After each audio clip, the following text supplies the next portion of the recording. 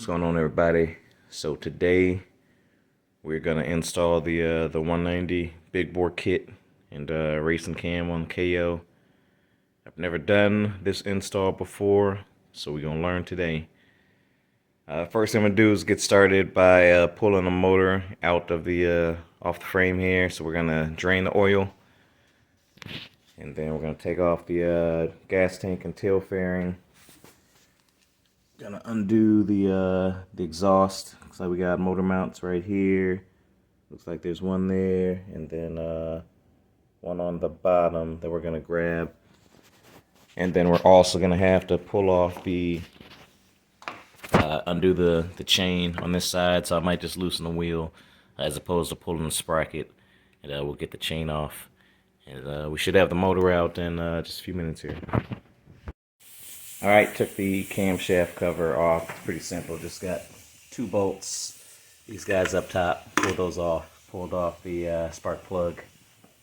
And then I went ahead and put the motor to top dead center, just so it's there from the start. It might move around a little bit as I'm disassembling, but I just want to have a good start point.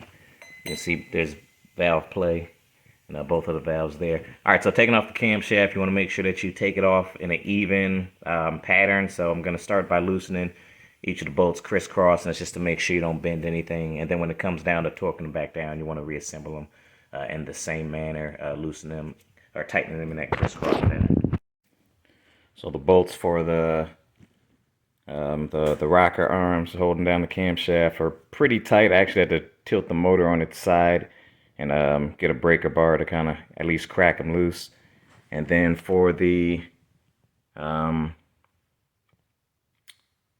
pull these bolts off down here, these are 2 10 mils. Make sure you stick like a rag or something underneath as you're pulling them out, just in case you drop the bolts so they don't slide down into the motor. So I'm about to do that now. All right, another tip. I just used the old wire hanger to kind of keep the chain from falling through. After pulling off the sprocket, and then if the cam rocker arm holder is a little tight, just use a little mallet, just kind of a few soft taps on the side to kind of help crack it loose. It's loose now, so I'm gonna go ahead and pull it off. All right, so I was able to get the head pulled off. I was very surprised to see that there was only 2 screws. Oops, just these 2 bolts was the only thing actually bolting the head down. These 2, that one right there and right there. But I guess with the rocker arms on these 4 guys up here, it's enough to keep everything sealed nice and tight. So yeah, just thought that was cool. But that's it. We'll keep on pressing with the disassembly. Alright, don't forget to pull off these 2 bolts for the cam chain tensioner. And then once again, just a couple of little light taps with a rubber mallet kind of on the side, and you'll be able to get it popped loose. All right, this is the new kit, the 190 kit. As I got in the mail, got the new cylinder head there. Get your gasket, your head gasket for both the top and bottom. Got your piston rings, little cotter pins or whatever. Here's your piston. And then I also spent the extra money and ordered the racing cam as well. I think it's just a more aggressive cam profile. Engine should run better with it. I just got the new piston installed. There's not a label on here, but my understanding is that the intake side is going to be with the bigger valve lobes. But this piston was not marked. So I'm going to double check, make sure my piston rings are still clocked right. They didn't move during the install of the piston. We'll get the gasket on, and then we'll go ahead and get the cylinder head put back on. I got the cylinder head installed. Just make sure you take your time putting it back on, so that way the piston rings don't get kind of pinched or anything like that. And then just kind of ease it back on. Don't lose your chain. Make sure the gasket area is nice and clean as well when you apply the new gasket. So I'm gonna go ahead and get the head back on, and then we'll work on this camshaft. Got the new camshaft, new racing cam. So we're going to install it with the lobes down and then with the motor at top dead center. That should get everything in time. And then we'll go ahead and get the sprocket back on and reattach the chain. Alright, we got the motor pretty much fully reassembled. Got the camshaft on there. We got the cam chain tensioner back on. It spins freely. So I went ahead and I carefully made sure that nothing was bound up or anything like that. We got it, I think I got it in time properly. So the only thing left that I gotta do before I put the cover back on is make sure the valves are adjusted properly.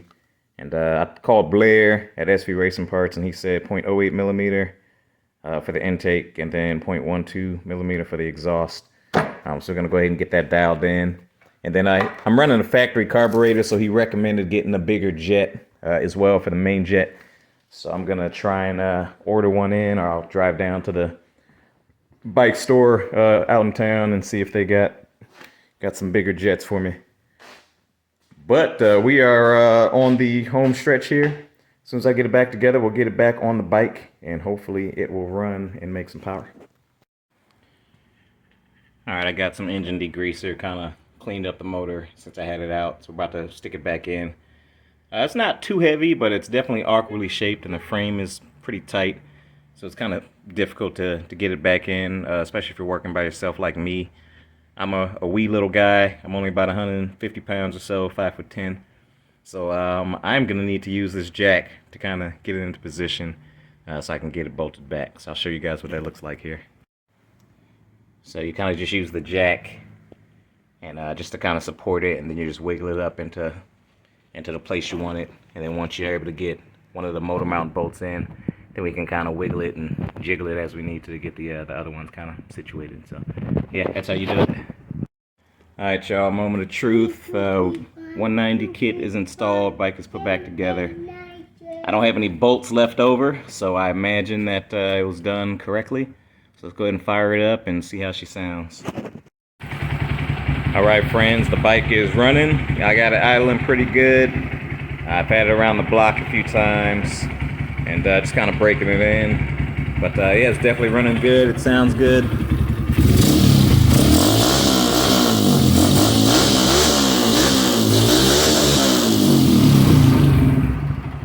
So we'll get it fully broken in. We got a track day this weekend, so we'll have the Kayo out, as well as the Ovale 190 right there. We about to get the van loaded up. And, we'll get it. I'll let you guys know how it does, especially compared to the Ovale over there.